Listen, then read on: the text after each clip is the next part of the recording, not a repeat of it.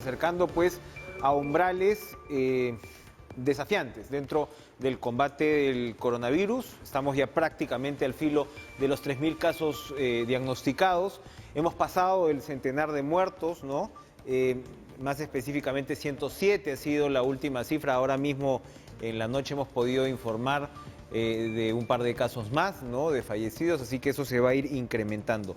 Esto es mucho, es poco, nos va bien frente a otros países. Por supuesto, pues hay tragedias auténticas en Europa Occidental, pero probablemente, y hay incluso en países vecinos también situaciones complejas, pero hay otros donde todavía no vemos las tasas de mortalidad que ya se comienzan pues a ver en el Perú. ¿Cómo va manejándose esta famosa curva? ¿En qué momento vamos a llegar al pico? Y por supuesto el presidente Martín Vizcarra ha adelantado de alguna manera que el jueves va a anunciar luego de un Consejo de Estado si es que las medidas en torno al estado de emergencia y al aislamiento social y toque de queda y demás de cuarentena, van a continuar más allá de este Domingo Santo, como estaba programado, e incluso ya después de un plazo de extensión. Para comentar, ¿no?, esta situación y lo que se puede esperar con las proyecciones, nos comunicamos con el doctor Henry Bailón. Él es biólogo del equipo de investigadores del Instituto Nacional de Salud, que como sabemos es la entidad que centraliza toda la estrategia de diagnósticos y de pruebas y del Ministerio pues, de Salud. Doctor, ¿cómo está? Gracias por estar con nosotros esta noche en Cara a Cara. Muy buenas noches, un gusto. A ver, esta cifra de contagiados que está alrededor de los 3.000 casos, ya más de centenar de muertos, ¿qué nos dicen de la curva de la enfermedad en nuestro país? Bueno, ante todo, muy buenas noches. Buenas noches. Precisar que pertenezco a un grupo de investigación del Instituto Nacional de Salud, del Ministerio de Salud. Y la entrevista que me pidieron era para hablar sobre el secuenciamiento del genoma del virus, que es en lo que nosotros trabajamos, ¿no? Yo creo que es importante responder la pregunta que nos han hecho, pero para esto tenemos a médicos, infectólogos y epidemiólogos trabajando también en el instituto. Por favor. Evidentemente, doctor, es una pregunta introductoria porque es en donde nos estamos encontrando en este momento y la audiencia está interesada pues en saber cuál es la situación puntual, pero por supuesto que vamos a hablar del tema que se había pactado. Entonces cuéntenos en qué van las investigaciones que nos están comentando. Ok, bueno, nosotros estamos como primer objetivo enfocados a realizar el diagnóstico molecular. Eso es lo que más hemos estado trabajando mañana, tarde y noche, de amanecida, muchos investigadores, muchos biólogos y otros profesionales, porque entendemos que es muy importante identificar los casos positivos que tenemos aquí en el Perú, ¿no? Pero además también hemos estado realizando investigación, como por ejemplo conocer el componente genético del virus a través del secuenciamiento del genoma completo de algunos de los primeros casos que tenemos acá en Perú. En este sentido hemos obtenido esa información genética de 2 de los primeros casos. ¿Y esto por qué es importante? Pues porque esa información podría ser útil a los grupos de investigación tanto de Perú como de otros países para desarrollar una vacuna y también tratamientos basados en anticuerpos, por ejemplo, ¿no? Porque conociendo el componente genético del virus que codifica proteínas que son de interés para conocer la capacidad del virus para infectar las células, se puede neutralizar esa infección de los virus. Para eso es importante conocer el genoma o el componente genético del virus, ¿no? Se trata o está alrededor del tema que ha comentado el ministro Víctor Zamora sobre las 3 mutaciones que se han encontrado en el virus en nuestro país. Sí, nosotros hemos encontrado que el genotipo, el genoma de los primeros casos aquí en Perú, es muy similar a los que, que se encuentran o han sido reportados en países de Europa como Italia, Francia, España, lógicamente a los que no hemos reportado en países de Sudamérica como Brasil, Colombia y Argentina. Esas tres mutaciones son unas pequeñas diferencias en el genoma, pero para el momento todavía no son significativas. Es importante resaltar que este resultado todavía es un reporte preliminar. Necesitamos hacer más estudios, secuenciar muchas más muestras para conocer la diversidad total del virus circulando aquí en el país.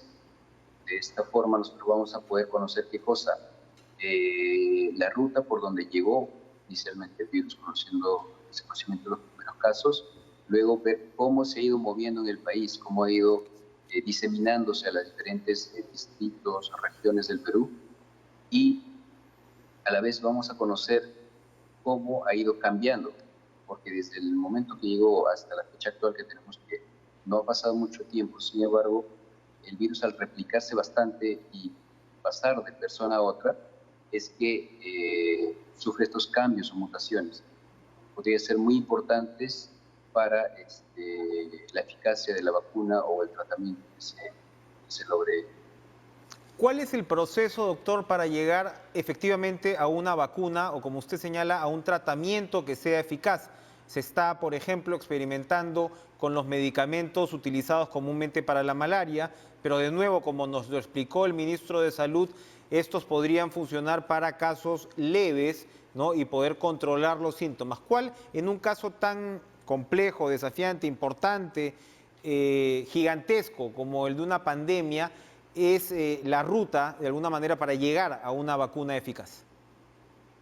Ok, para empezar, precisamente es importante realizar el secuenciamiento de los genomas, conocer el componente genético, específicamente los genes que están implicados en la infección, los genes que codifican para proteínas del virus, que son los responsables de reconocer a la célula e infectarla, ¿sí? Entonces, en ese sentido, un primer paso para desarrollar una vacuna es conocer los genomas.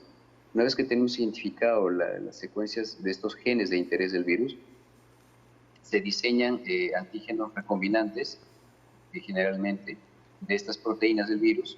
¿Para qué? Para probar en cultivo de células, en animales, y ver cómo responde el sistema inmune, por ejemplo, en los animales, para que posteriormente, si esto funciona muy bien, si estas proteínas del virus que se ha desarrollado funciona como se espera, entonces se van a pasar a diferentes fases que se llaman estudios o ensayos clínicos.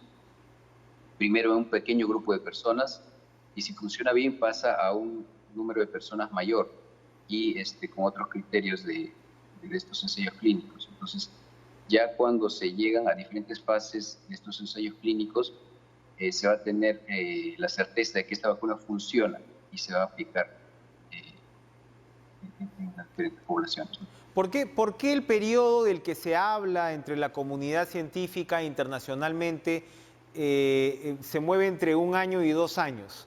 ¿Es lo que por lo general toma desarrollar una vacuna para casos como este? Sí, precisamente como le comentaba, hay diferentes fases de este estudio y cada una de estas fases toma un tiempo. Estamos hablando de desde 4 o 6 meses. Entonces, actualmente ya existen algunas vacunas que están en ensayos clínicos, hasta en fase 2, los más avanzados. Entonces, cada fase de este proceso de desarrollar una vacuna tiene un tiempo, ¿no? Entonces, desde las fases preclínicas, donde se investiga, como le dije, el genoma, el comportamiento del virus en cultivo de células, a hacer ensayos en animales, luego en un grupo pequeño de personas y luego un grupo mayor de personas, ¿no?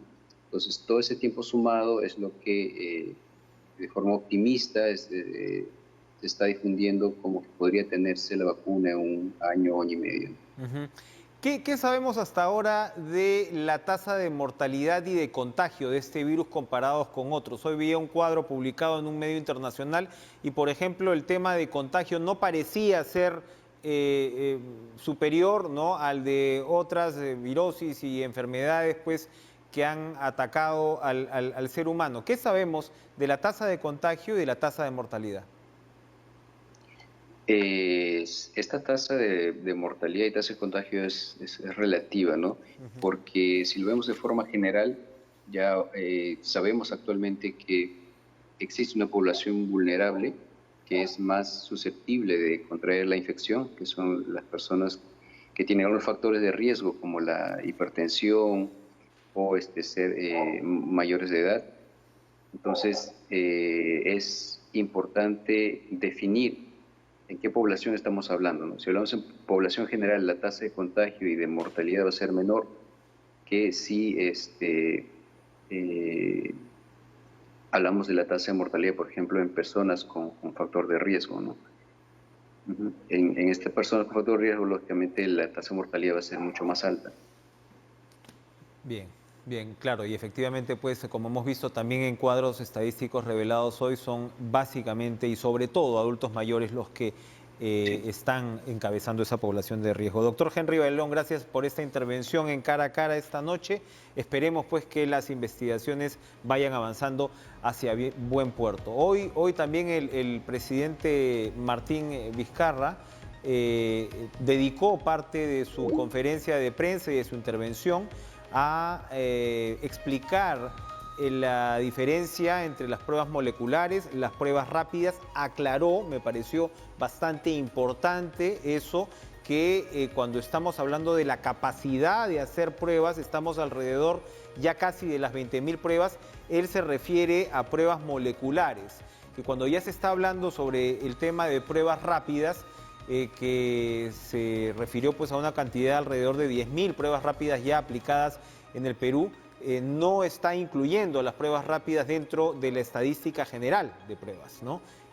Porque sabemos pues estas son complementarias y demás, pero es probable, y vamos a ir hablándolo con los especialistas en estos días, es probable que las pruebas rápidas también estén acelerando el número de diagnosticados ya ubicados, ¿no? Seguramente pues podamos hablar en estos días con la doctora Pilar Macetti, que comanda pues esta estrategia por parte del gobierno peruano. Pero bueno, hay otros virus políticos en el ambiente, ¿no? Hay otros virus de riesgo que algunos temen pueden ocurrir en el Congreso. Hay temas para no hacer bromas, efectivamente, porque una congresista de Acción Popular y su esposo, el alcalde de San Martín de Porres, han sido ya diagnosticados con el virus, pero lo que está en suspenso es la característica y la celeridad con la que se va a aprobar la reforma política. Anoche estábamos hablando con quien será el presidente de la Comisión de Constitución, Omar Chejade, congresista de Alianza por el Progreso, y en resumen lo que decía es que había un compromiso para llegar con la reforma política a buen puerto para el 2021, pero él veía prácticamente imposible que el tema de las elecciones abiertas, obligatorias, y simultáneas, lo que se denomina las PASO, pueda aplicar para las elecciones del 2021 y que ya tiene preparado pues un proyecto de ley que digamos prolongue la fórmula de las elecciones cerradas para los partidos, sea por vía de delegados o sea por vía de un militante un voto, que, explicó el congresista, podrían realizarse en 3 o 4 domingos para no generar pues mayor gasto para la OMPE, y eso probablemente además, bueno, habría que ver qué destino tendría pues el tema del voto preferencial, ¿no? Que según Chejade, pues de todas maneras pues podría ser eliminado. Pero ¿qué cosa es lo que opina Fernando Atuesta? Por supuesto, especialista que estuvo al frente de la comisión que recomendó estas reformas, comenzando, entre otras, por las reformas de primarias abiertas. Fernando, buenas noches, ¿cómo está usted? Gracias por este contacto. No sé si usted llegó a ver las declaraciones de Omar Chejade, pero eso fue lo que nos dijo, que probablemente los primeros damnificados para esto serían las primarias abiertas, al menos para el año 2021. Buenas noches. ¿Qué tal, Enrique? Buenas noches. No he tenido oportunidad de escuchar la declaración del congresista Chejade. Lo que sí puedo decir es lo siguiente. En realidad, las elecciones así denominadas primarias no han sido del agrado de los partidos. No. Partidos cuyas bancadas votaron a favor de esta reforma el año pasado, gran parte de ellos. Y yo creo que esto es más un pretexto que en realidad una preocupación, con el respeto que merecen las declaraciones del congresista y de otros más, porque no he escuchado una valoración de conjunto de esto. Claro, uno puede decir, ciertamente esto exige una movilización de tal envergadura que comienza a chocar pues, con la seguridad de la gente, lo cual es cierto. Pero el tema creo que va más allá. Y va más allá, Enrique, porque una preocupación centrada en el conjunto del proceso tiene que verse de otra manera. Y no solamente ubicar el tema de las elecciones primarias, que, repito, para mí es un pretexto el hecho de eliminarlas. ¿A qué estoy, en qué me baso sobre esto? Mira, más o menos dentro de un año vamos a tener elecciones generales, el 11 de abril del próximo año. Estamos a 12 meses. Uno podría pensar que este tipo pues, de preocupaciones son preocupaciones muy tempranas, dado que todavía faltan 12 meses y es un tiempo suficiente como para que las cosas puedan aplazarse y llegar de todas maneras al 11 de abril. Las cosas no son así. Las elecciones y el proceso electoral constituye la mayor movilización de gente de cualquier evento en una sociedad. La mayor movilización y participación de gente. En este caso, electores, estamos hablando de 25 millones. A diferencia de un censo donde la gente tiene que estar recluida en su casa, una elección es una movilización. Tienes que salir e ir a concentrarte con otros en los locales y en las mesas de votación. Entonces, yo creo que pensar en qué sentido. Que el 28 de julio del próximo año lo que tenemos que hacer es, en realidad, proceder al cambio de mando, tanto presidencial como con el nuevo Parlamento. Si de eso estamos todos de acuerdo, entonces, ¿cómo hacemos para que esto, en realidad, llegue a buen puerto? Y la forma de hacerlo es colocar esa fecha como ancla. Me explico.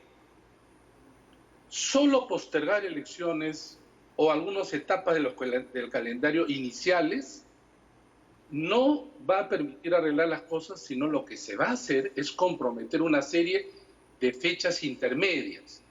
Lo que se hace normalmente es así, o lo que se debe hacer es así.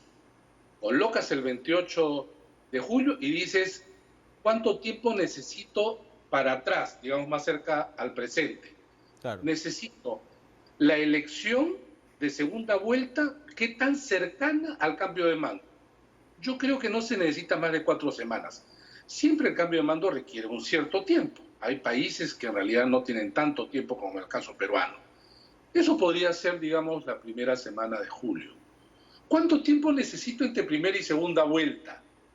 Si es la primera semana de julio, digamos la primera semana de junio. En nuestro país esto se alarga de manera realmente preocupante. Ha sido muy criticado ese periodo, ¿no? Entre primera y segunda vuelta porque se rehace prácticamente una campaña, ¿no? Así es. Y además, Enrique, ya en la reforma y la propuesta nosotros proponíamos 4 semanas.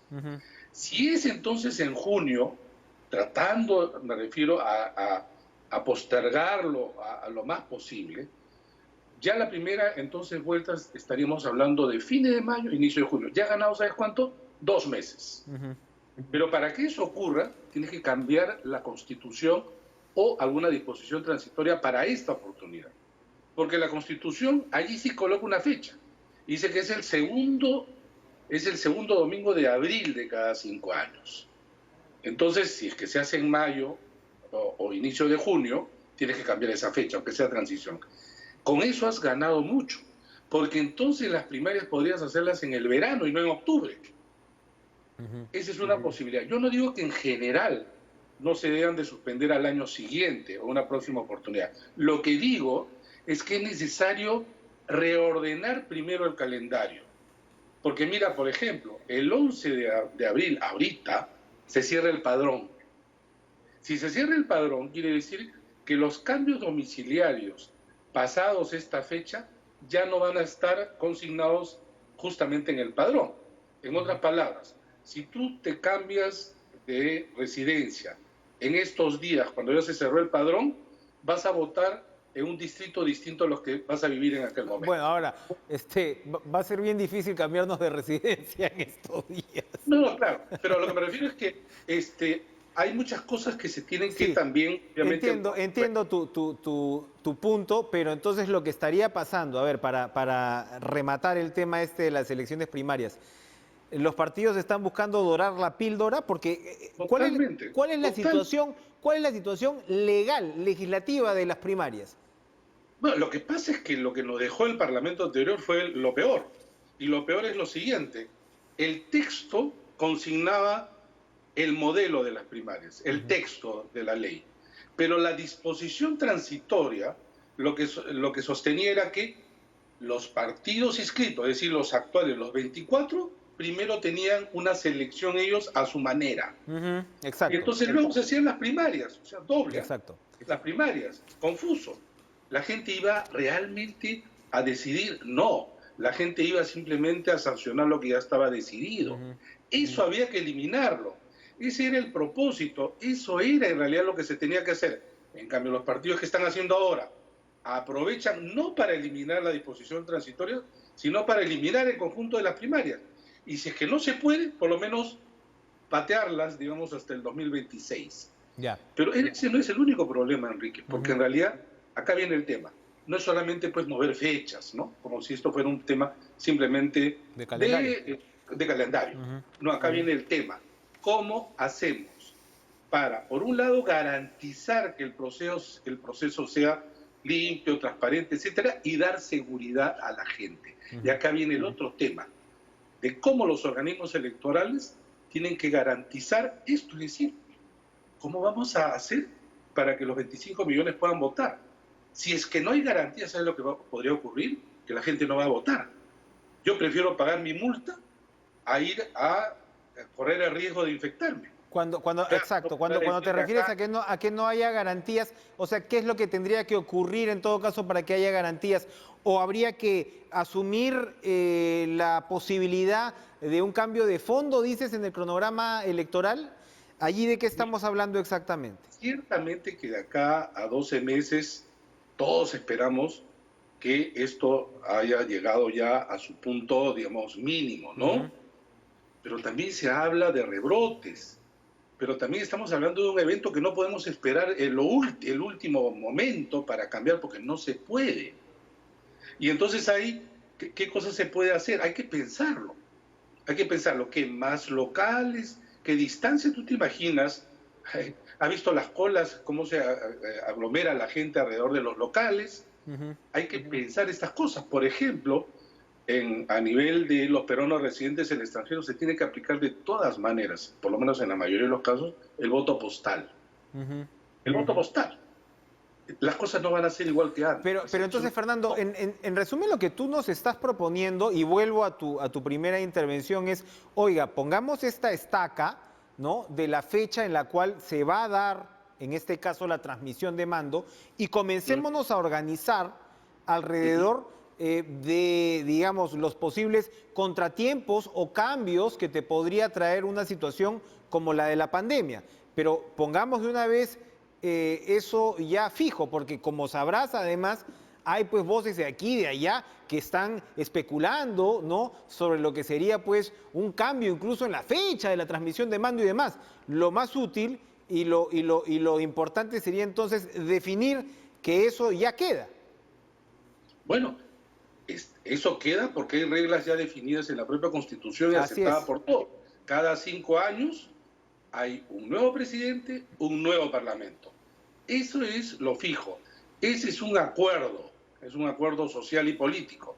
Entonces, eso lo garantizamos a través de un cronograma adecuado que garantice la participación como derecho, pero también lo otro es obviamente la garantía de la salud y seguridad de las personas, porque lo contrario, repito, si la gente en una situación todavía que, digamos, se corre riesgo, simplemente no irían a votar. Hay que pensar muchas de estas cosas, no solamente decir las primarias no van. Yo creo que es algo más que eso. Y para terminar, Fernando, la otra propuesta que nos comentó ayer Chejade es que ellos van a mover el tema de la bicameralidad. Habría que ver cómo se aplica esto, pero él habló de la posibilidad de que para este primer Senado o nuevo Senado, ¿no?, las elecciones se pudieran dar probablemente en el 22 con las elecciones regionales y municipales, y que ese primer Senado dure 3 años y medio, ¿no?, para empatarse ya con el nuevo Congreso unicameral, en este caso, y que terminen los dos y que de ahí ya en la siguiente, que sería el 26, tengas pues elecciones generales con un sistema bicameral. ¿Tú estarías de acuerdo con esa propuesta? Bueno, en la propuesta de reforma nuestra del formato de bicameralidad, nosotros hemos planteado efectivamente el Senado. Creemos que esa es una salida. Lo preocupante es quizá la calidad de la discusión, es decir, los congresistas tienen que ganarse la confianza de la gente. Yo creo que no se empezó bien una discusión de esta naturaleza en medio de toda esta preocupación sobre el problema de la pandemia. Digamos, no es quizá el mejor momento, pero en términos de modelo sí estamos de acuerdo. Se puede procesar además de otra manera. Nosotros planteamos incluso elecciones parciales de la Cámara de Diputados. En fin, eso se puede discutir. Lo que sí estoy de acuerdo es en que vaya la bicameralidad. Ahora hay resistencia también, ¿no?, de mucha gente, sobre todo porque el Parlamento sigue siendo, lamentablemente, una institución que no despierta ni simpatía, y menos ahora en donde una serie de actitudes lamentables, quizá los pocos, pero que tienen incidencia en la mayoría, no han logrado mejorar la reputación repito, del Parlamento, ¿no? Han querido entrar con cierta fanfarria, ¿no?, con el tema, por ejemplo, de las AFPs, que puede ser una medida popular en muchos aspectos, pero al final el mensaje que se ha proyectado es el que de alguna manera le abres un flanco a una estrategia que en momentos de una emergencia tendría que estar, en este caso sí, unificada y centralizada de repente en el mando del Ejecutivo. Es una suerte de distractor, es lo que se ha criticado ahora. ¿Estarías de acuerdo con esa postura? Esa es una percepción, creo, más o menos extendida, ¿no? El Congreso tiene que ponerse evidentemente en la misma dirección, no dejar, digamos, de controlar, pero digamos, es necesario que el Ejecutivo se encargue de ello, ¿no? No hacer una serie de competencia innecesaria. Y por lo demás, yo creo que hay un tema también de ciertas señales, ¿no? Es lamentable que una congresista haya tenido o está pasando por un momento difícil a contraer el coronavirus, pero se transmite también mensajes de que si ellos no se cuidan, ¿cómo es el resto, no? Yo creo que ese es fundamental ahora. Acá las actitudes, las formas transmiten mensajes que la gente ahora, tan sensible en esto, puede ser incluso contraproducente, repito, en la propia imagen del Congreso. En concreto, Enrique, yo creo que el Congreso debe situar en esa que tanto se ha hablado, una agenda legislativa, pocos puntos a profundidad y que puedan ser factibles de llevar adelante. Entre ellos, evidentemente, la reforma, porque ahora lo que hemos hablado es de cronograma, hemos visto de la parte de la gestión, pero la reforma, en términos de estas modificaciones sustantivas en las reglas de juego de la representación, tienen que darse. Si no, vamos a llegar el próximo año del ya casi olvidado bicentenario, en un momento en donde las cosas no van a cambiar. Y repetir las cosas en el Perú está peor. Así es, que no se olvide el bicentenario, que no se olviden las reformas. Gracias, Fernando Tuesta, por estar con nosotros esta noche. No, gracias a ti, Enrique. Vamos a ir a una pausa y vamos a regresar para tratar un par de temas más. Uno de ellos que nos tiene muy contentos aquí en TV Perú, porque Aprendo en Casa, por supuesto, la estrategia que ha definido el Ministerio de Educación y que se está trabajando también por las pantallas de TV Perú, ha tenido un éxito fabuloso. No se muevan.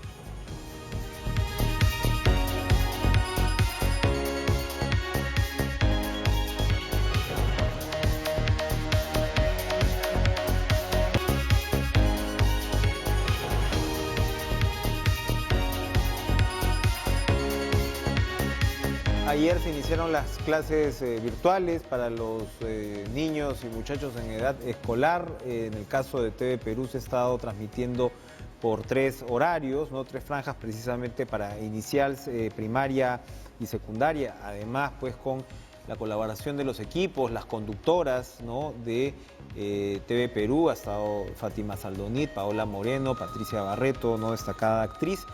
Y bueno, los resultados, los primeros resultados, porque la idea por supuesto es que esto supla, ¿no? en medio de una circunstancia tan difícil como la que vivimos, las clases escolares, y los resultados han sido, yo les diría, asombrosos, ¿no? Se ha llegado, se ha superado en un momento los 15 puntos de rating. En total, la cifra consolidada de televidentes es de 4.3 millones de televidentes que accedieron ayer a esta estrategia de Aprendo en Casa. Vamos a conversar sobre estos resultados y sobre lo que se viene, por supuesto, con Ricardo Cuenca, investigador principal del Instituto de Estudios Peruanos, a quien le damos la bienvenida esta noche. ¿Cómo está, Ricardo? Gracias por estar con nosotros en Cara a Cara. Muy buenas noches, Enrique. Muchas gracias por la invitación. Su evaluación de esta primera emisión, ya 2 emisiones de Aprendo en Casa. Los resultados, por lo que vemos, al menos en términos de audiencia, han sido muy importantes. Sí, yo quiero empezar agradeciéndole mucho al Ministerio de Educación, a la gestión del ministro Benavides y su equipo por el esfuerzo enorme que ha significado plantear una estrategia en tan corto tiempo para tratar de, más que suplir, diría yo, tratar de compensar de alguna manera la situación en la que vivimos. Cuando uno mira las fotografías que se han publicado en redes, y escucha los datos como los que tú has pasado hace un momento, Enrique, no puedes no conmoverte y pensar que estamos haciendo bien como estrategia, y por eso creo que ha sido importante, sobre todo porque había muchas dudas inicialmente respecto de la conectividad de Internet, y allí la presencia de medios como TV Perú y otros medios, digamos, tradicionales ha sido fundamental, ¿no? Cuando uno mira los desagregados, efectivamente el 15% estaba como conectado, que representa estos 4 millones y poco de personas, pero en los sectores socioeconómicos D y esto sube hasta casi 24-25%, y entonces efectivamente es una manera de llegar en estas circunstancias tan excepcionales a los estudiantes, a los chicos, a las niñas, a los niños, ¿no? Ahora, el tema de fondo también va por el lado de cómo se procesa este material, cómo se procesan estas clases, entre las imágenes que tú describes y que efectivamente algunas son muy emocionantes porque se ven a niños de los confines de todo el Perú, ¿no? En realidad, y en muchos casos acompañados por sus padres. ¿Cómo hay que procesar estas clases, este material? Que como bien señalas, más que reemplazar las clases, por lo menos nos ayuda a reducir pues esta brecha gigantesca que se puede abrir. Sí, yo creo que, a ver, contestaría tu pregunta en dos partes. Una primera es en el inmediato, en el que efectivamente me imagino que el Ministerio de Educación está, a través de las UGELes, que también han cumplido un papel importante, empezar a registrar todo este proceso para darnos cuenta qué es lo que va a seguir en los siguientes meses, ¿no? Es decir, cuando se levante la cuarentena en algún momento y se retornen a las clases, probablemente de forma paulatina, se tendrá que considerar parte de lo que se ha avanzado como trabajo educativo y procesamiento de esa información. Pero hay un segundo plano de discusión que tiene que ver con el examen que el COVID-19 nos está tomando al país, a la ciudadanía, al gobierno, a la política, a la economía y por supuesto al sistema educativo, que es que es una manifestación clara que tenemos que atender los temas de desigualdades educativas, ¿no? Algo que hemos venido insistiendo permanentemente es que no podemos hablar de calidad educativa con desigualdades, y esto de acá es una evidencia que el esfuerzo que está haciendo el Ministerio de Educación es de alguna u otra manera para poder compensar estas desigualdades. Y entonces, de aquí en adelante creo que tenemos que ser absolutamente conscientes que esto es un problema que hay que atender, que yo creo que es el problema más grave en la educación, y que no podemos pensar de calidad educativa con estos niveles de desigualdad. Entonces, hay estos dos planos de análisis, hay que concentrarnos por la emergencia en el primero. Me imagino que los equipos de pedagogos del Ministerio de Educación sabrán haber diseñado una estrategia para ver cómo trabajan estos temas. pero creo que después de esto también necesitamos una evaluación hacia adelante sobre lo que está sucediendo con el sistema educativo en el país, ¿no?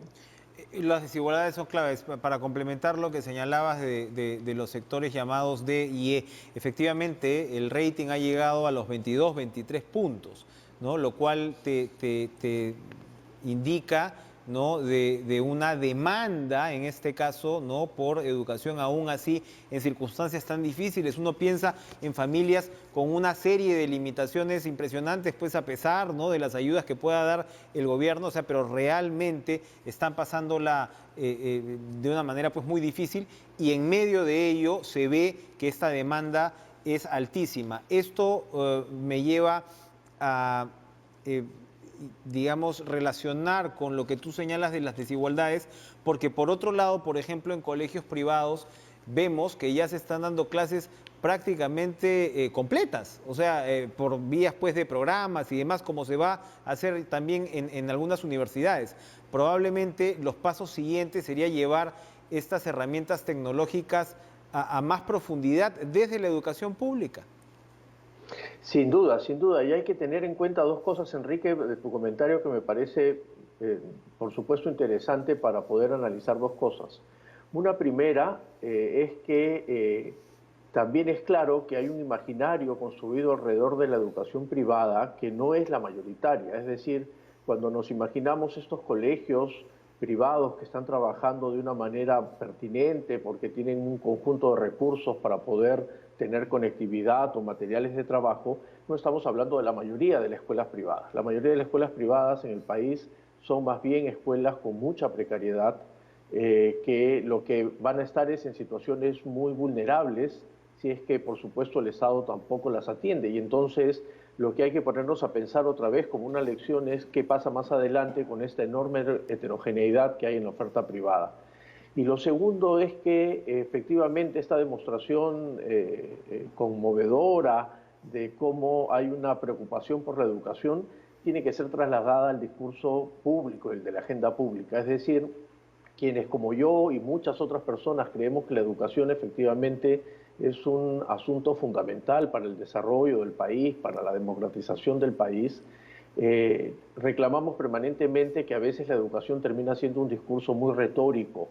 Y entonces cuando uno mira cómo efectivamente y con algo de razón la economía termina monopolizando el debate público o la política termina monopolizando el debate público, no estamos tomando en consideración que allí donde se necesita o se busca una buena economía, donde se quiere tener mejor política, en la base de eso está una buena educación. Y entonces no es un tema de segundo nivel de debate, sino que yo creo que es el primer nivel de debate fundamental para poder desarrollarnos en el país, ¿no? Y esto es una clara demostración del asunto. La demanda por la educación no solo es por aprender, sino es por saber que está en la base de cualquier forma y estrategia que se pueda plantear de desarrollo y de fortalecimiento en el país, ¿no?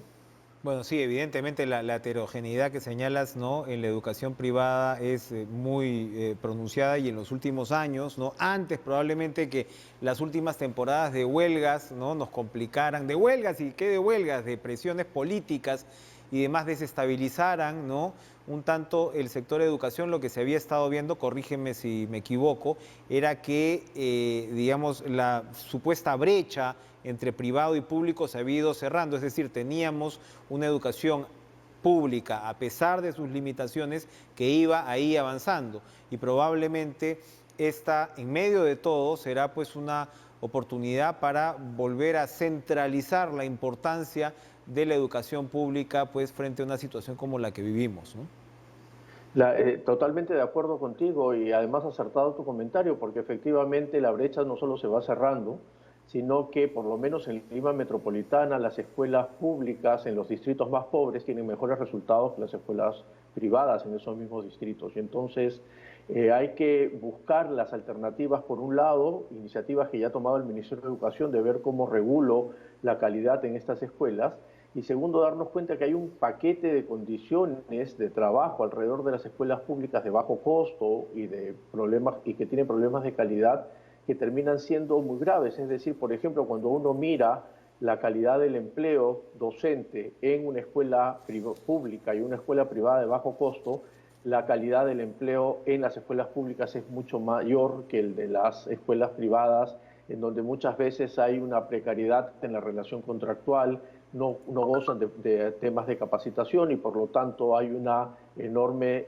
desigualdad que termina revertiéndose, por supuesto, en los niños que van, en las niñas o en los jóvenes que van a estas escuelas, y además que terminan significando un esfuerzo enorme para estas familias que empiezan a distribuir parte de su presupuesto familiar hacia la educación. Y entonces creo que es momento también de darnos cuenta de las ventajas de la educación pública, que son muchas, que son muy estudiadas. Los países que tienen sistemas más consolidados de educación son los que se apoyan en la educación pública, y creo que otra vez estamos ante una situación de examen respecto de lo que deberíamos empezar a discutir más adelante. Gracias Ricardo Cuenca por acompañarnos. Esta amenaza, esta pandemia en realidad reposiciona lo público en nuestro discurso diario, ¿no? Probablemente sea una de las consecuencias que va a traer no tan a largo plazo. Gracias Ricardo por acompañarnos esta noche en Caracas. No, a ustedes muchas gracias por la invitación y a quedarnos todos en casa. Así es. Y bueno, los canales privados, ¿no? Van a sumarse a esta iniciativa de los medios de comunicación públicos, siempre les digo públicos, no del Estado, ¿no? Como suele decirse, para poder sin duda también extender más allá lo que, repito, ha sido un éxito impresionante y ojalá se sostenga en los próximos días y semanas. Vamos a una pausa y regresamos con más.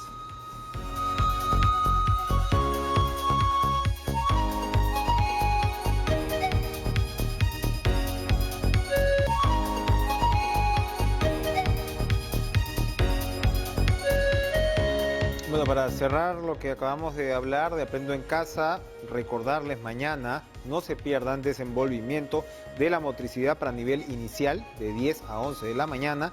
En el caso de nivel secundaria de 2 a 3 de la tarde habrá matemática, así que no se lo pierdan y por supuesto que sus hijos no se lo pierdan.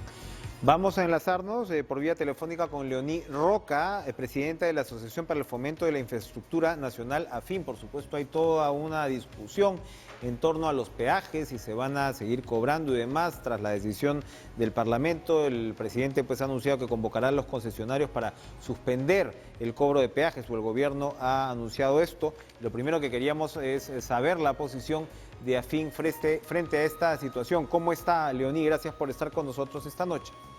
¿Cómo está, señor Chávez? Primero, si me permite, felicitar y agradecer a esos miles de maestros que están haciendo posible que nuestros niños sigan estudiando a pesar del confinamiento en el que estamos. Así es, muy merecida la felicitación. Sí, ha sido Día del Maestro, creo que a veces nos olvidamos de la importancia que tienen para el desarrollo del país. Cuéntenos la posición de AFIN frente al debate de los peajes, por favor. Bueno, en resumen, nosotros venimos sosteniendo que esta es una ley con nombre propio, porque es una ley que básicamente privilegia y le otorga beneficios directos a un sector económico. Es decir, le estamos pidiendo a un grupo de empresas que subsidie a otro grupo de empresas. Eso es algo que, la verdad, que pocas veces se ha visto en la historia del Perú. Desde el primer día que se adoptó el estado de cuarentena en el que estamos, todas las concesionarias de carreteras implementaron los protocolos de seguridad que la autoridad sanitaria ha ido dando y actualizando. Se han venido prestando todos los servicios necesarios para garantizar la transitabilidad de las carreteras. Sacar el hielo en ciclo, remover los vehículos que se han volcado, dar auxilio mecánico, auxilio de ambulancias, en fin.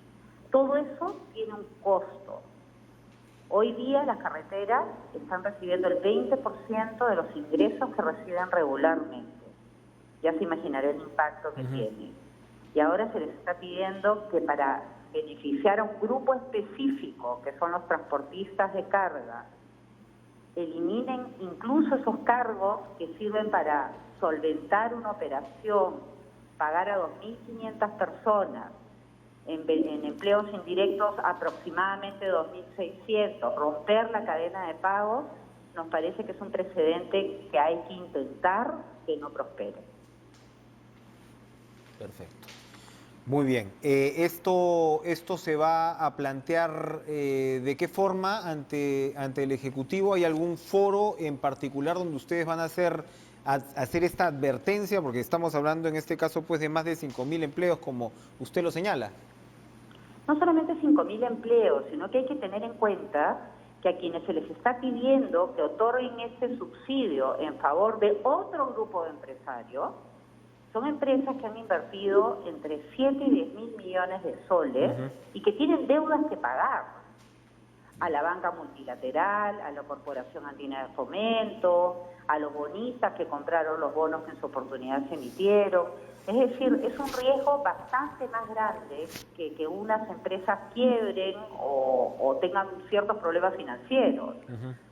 Entonces, venimos conversando tanto con el Ministerio de Economía como con el Ministerio de Transporte, porque además esto es una ley que se ha aprobado en 3 días sin ningún informe del organismo regulador, ni del Ministerio de Transportes, ni del Ministerio de Economía y Finanzas, que no tiene ni un número de soporte. Muy bien. Ni uno. Muy bien. Muy bien, posición planteada entonces. Gracias a Leoní Roca, presidenta de la Asociación para el Fomento de la Infraestructura Nacional AFIN, por esta seria advertencia ya sobre otra decisión del Parlamento. Vamos a una última pausa.